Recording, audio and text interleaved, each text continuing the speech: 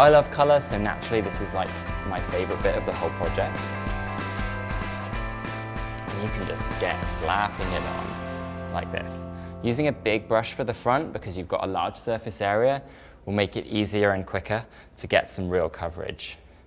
So this is a 2-in-1 paint and primer, so you'll notice I'm just painting straight onto the sanded wood.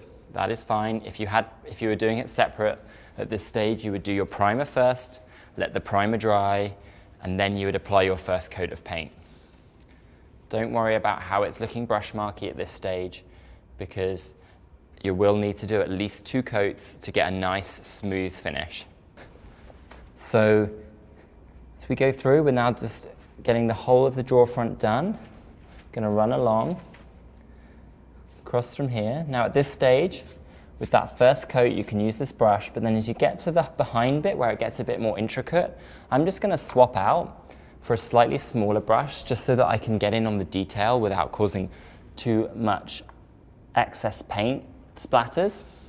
So I'm just going to run down the back here, paint it in.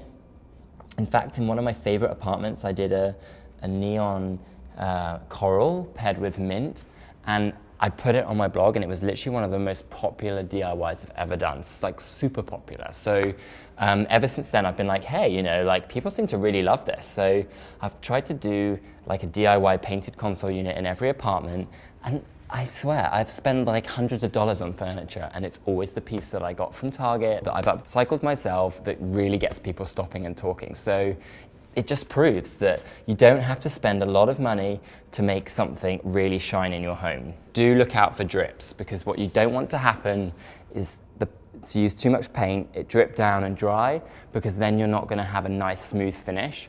So if you do start to see drips, just get your brush, like there's one here you can see. So I'm just going to use the small brush, and I'm just going to run up. And can you see how that now becomes nice and smooth? So that's going to give you a much more professional, smart finish by the end.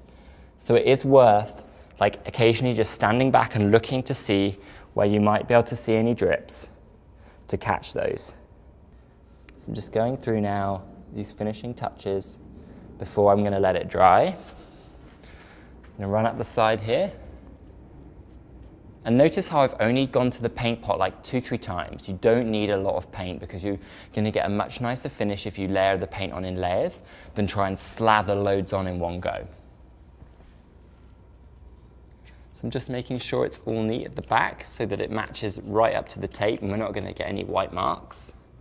And I think I'm covered, so I'm going to leave it for 2 hours, grab a cocktail while it dries.